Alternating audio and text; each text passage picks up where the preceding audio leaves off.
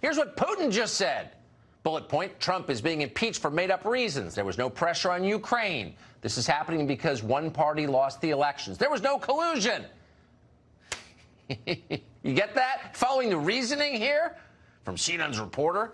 Because Donald Trump is annoyed that he was impeached based on a hoax? He's colluding with Vladimir Putin. And by the way, doesn't this mean that Putin is doing the bidding of Trump and not the other way around? Whatever. It's just more mindless crap from CNN. And another reason not to watch that channel. But if you're stuck in an airport, as you well know, you have no choice. As we first reported exclusively on this program because it was news you could use, CNN is paying millions of dollars to pump propaganda into America's airports, holding its hapless travelers hostage. CNN has contracts with 58 airports across this country.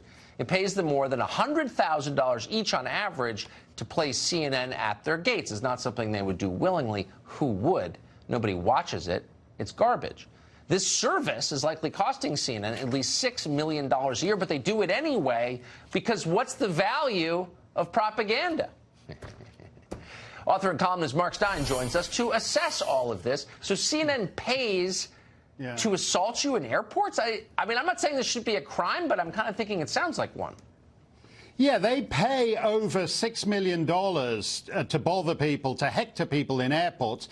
You know, for $6 million, they could actually afford to buy Murder, She Wrote reruns with Angela Lansbury, and they might have dubbed into Hmong, and they might actually have a sporting chance of some ratings.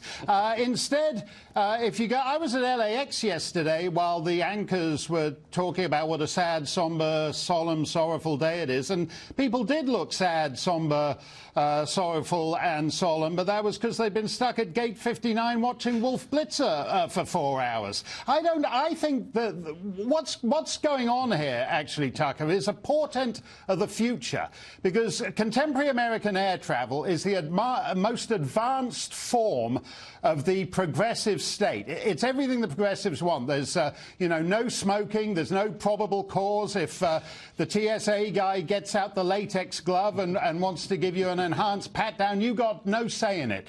It's the if you disrespect the process, the flight attendant can have you thrown off the plane and all the rest of it. And the perfect complement for that kind of coerced safe space is to have Wolf Blitzer and Anderson Cooper along for the ride. I mean, quite frankly, when they say to me we might have to give you an enhanced pat down, I say sure, take your time. There's nothing on the other side of the TSA except Anderson Cooper interviewing Greta Thunberg for the full hour. Get out as many latex gloves as you want and take your time. So you're saying that Don Lemon is the soundtrack of the authoritarianism of tomorrow, of the brave new world we're entering?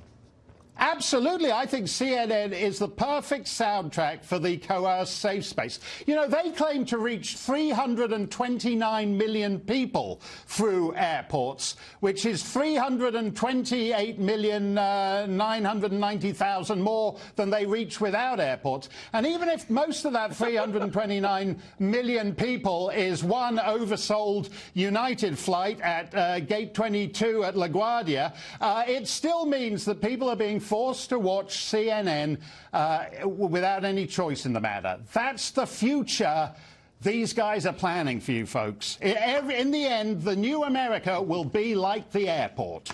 Compulsory cable news. The governor's brother, whether you want him or not. Mark Steyn. Absolutely. Genius. Thank you. Great to see you tonight. Thanks a lot, Tucker.